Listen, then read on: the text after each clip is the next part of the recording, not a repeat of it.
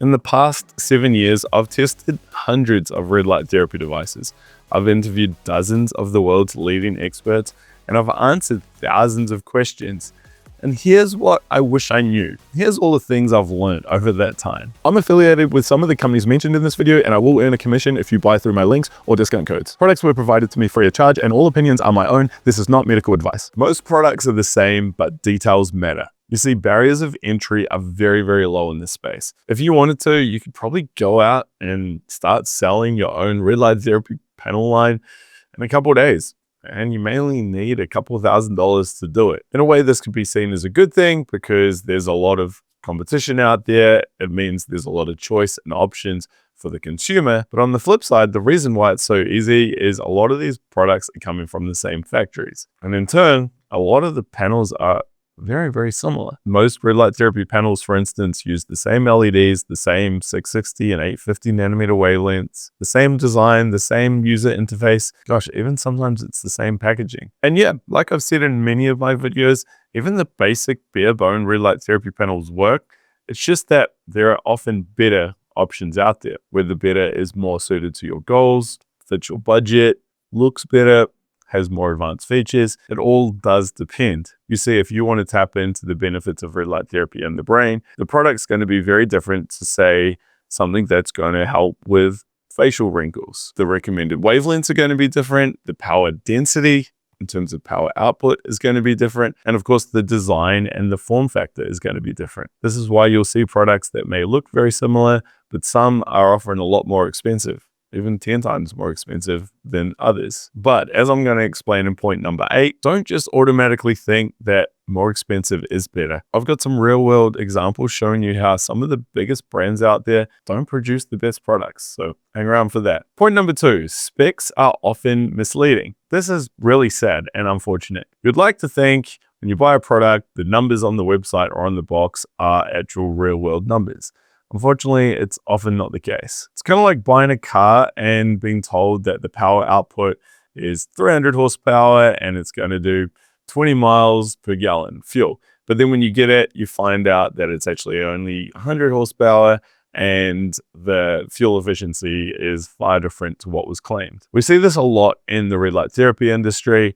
Companies saying they've got the most powerful panel out there, or their panel is putting out 100 milliwatts over centimeter squared and is using 5 or 6 different wavelengths. But when reviewers like myself actually test these panels, we find out that this is entirely wrong. And usually the numbers are overhyped. Also, there's a lot of confusion around what numbers are presented. Companies often sprinkle in big wattage numbers that have nothing to do with the actual amount of energy delivered to the body. For instance, let's say the panel uses 300 3-watt LEDs. The company may say it's a 900-watt panel. 3 times 300 equals 900, sure. But this has nothing to do with the amount of therapeutic light energy that we are absorbing. Maybe half of the energy is used to power the fans in the control screen, for instance. It is very, very messy out there because there are no industry standards or regulations in this space. It's why I independently test all the panels in my reviews, and I put all the data points into a big database. You can see that over at the Light Therapy Insider's shopping tool.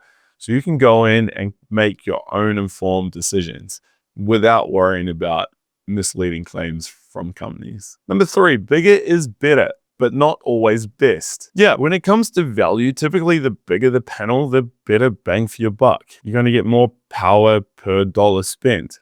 That's true for many things in life. And obviously, a bigger panel is going to provide more coverage, shortened treatment times, and allow you to just do more with your panel. Instead of having a small device where you have to move it around the body, you can have one large device and hit the whole body all at once. You could even look at a full body bed and have full coverage head to toe. But when you go bigger, you're obviously spending a lot more money and it's taking up a lot more space. And you may even find you have to get an electrician in to power the thing. When you're buying a red light therapy product, it really depends on your budget, but also what you're trying to achieve. If your goal is cognition, memory, brain function, then look for a device that's designed and utilizes the right wavelengths and power density and form factor for that. If you want something that's going to help with your knee surgery, find a small, high-powered, easy-to-use device that can penetrate deep into the knee. Typically, I do recommend panels because they are well priced and allow you to treat many issues.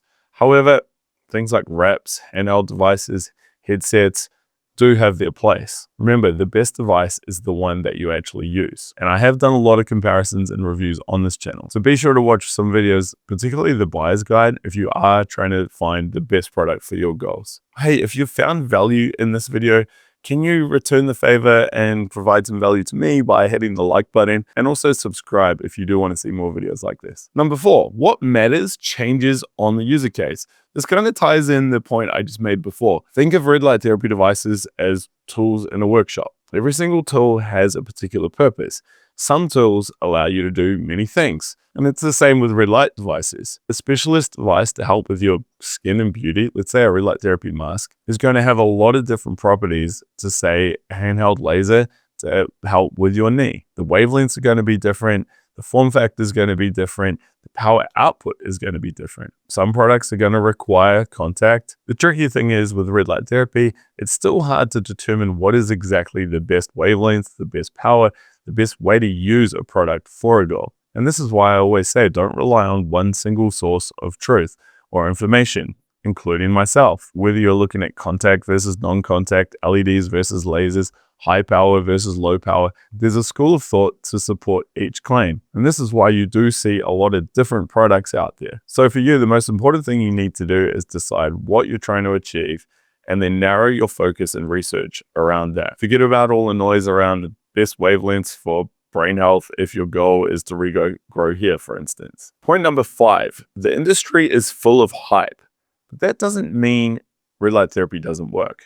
Look, we know red light therapy works. There's 6,000 or 7,000 peer-reviewed studies on this. I've created videos looking at the science of red light therapy. I've created videos looking at real-world examples. I've shared my own experiences from using red light therapy, and even an experiment where I stopped using red light therapy for a period. But it's very easy for companies, influencers, and even consumers to exaggerate and overhype some of the benefits. At the end of the day, a company wants to sell a product, and if there's a bit of research showing it can help with sleep, chances are you're going to see an article or a newsletter showing that red light therapy is the best thing for sleep since curtains. But red light therapy isn't magic. It's not a cure-all. It's not a magic pill. Chances are you will see benefits, and chances are you'll be surprised how effective red light therapy is.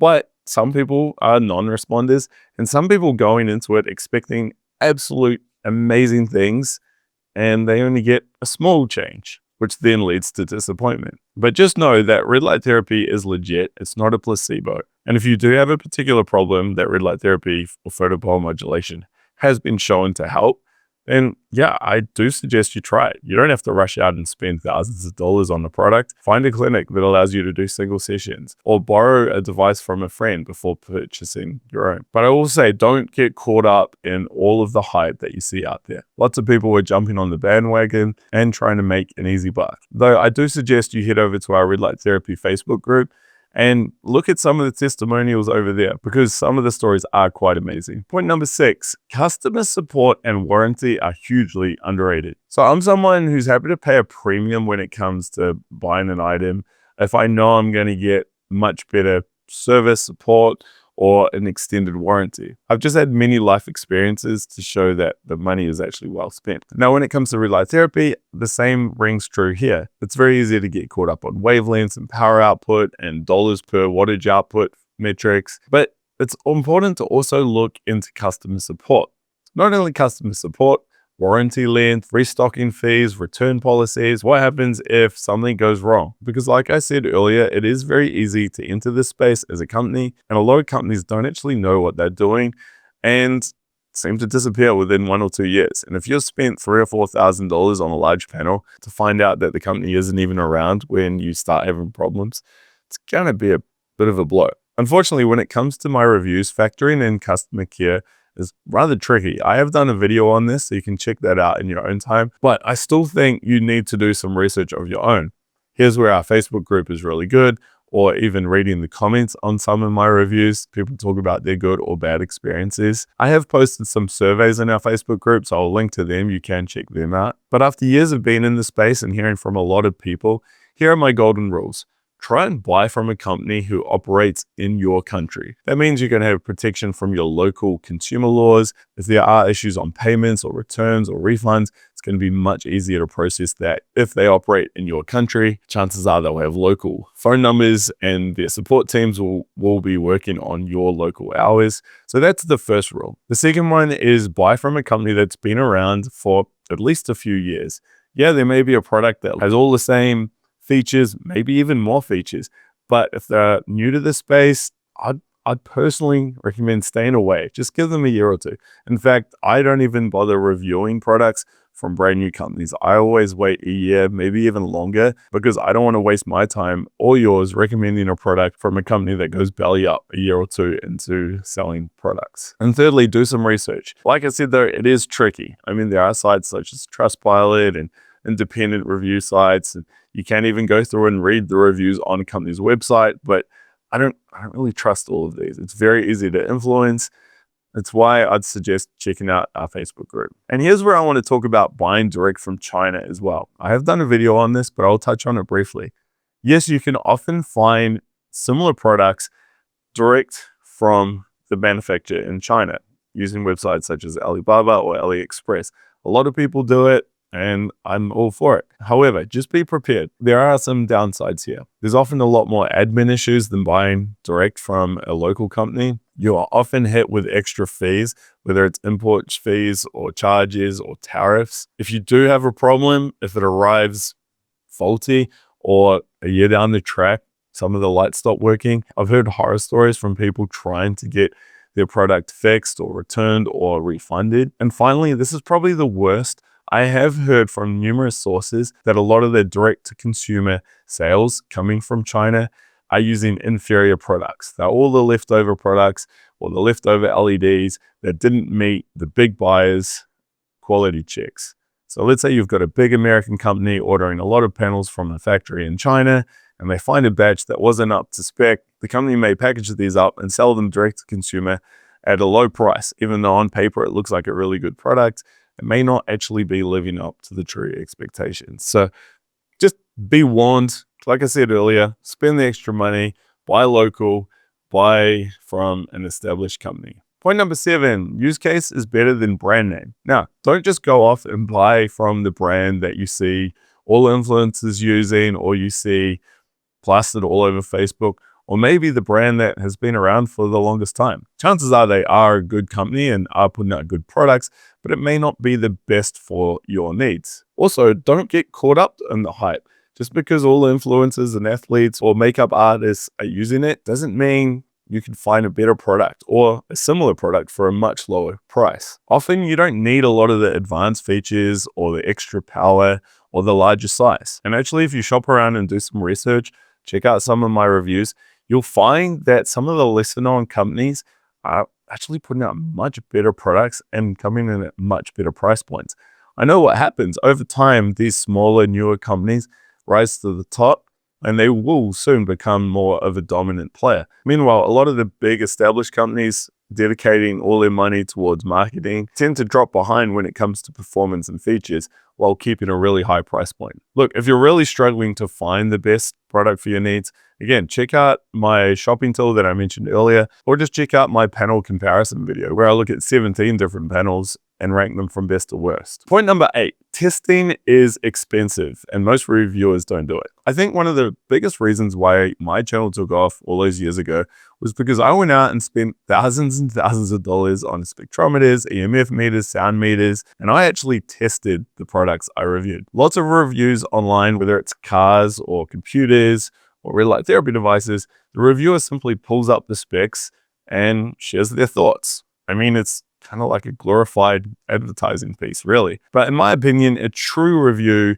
should look at true metrics. It should test the product and also share feedback on the product. I've talked about how some of the products I've tested weren't putting out the power figures that the companies had claimed. I've even tested products where the panel wasn't putting out the wavelengths that the company claimed. But another good example here is some panels I've tested that were very, very loud. If you just reviewed it based on the specs, no one would have any idea until the panel arrived at their home, they turned it on and thought, oh my God, What is this? It's horrible. So if you are shopping around for a panel, do your research, watch as many reviews as possible, and ask questions. And if you're still having doubts, look into the restocking and returns period and buy from a company that doesn't have any restocking fee. So you can buy it, try it, and if you don't like it, return it. So look, I hope these lessons help you, save you some time, and also save you some money.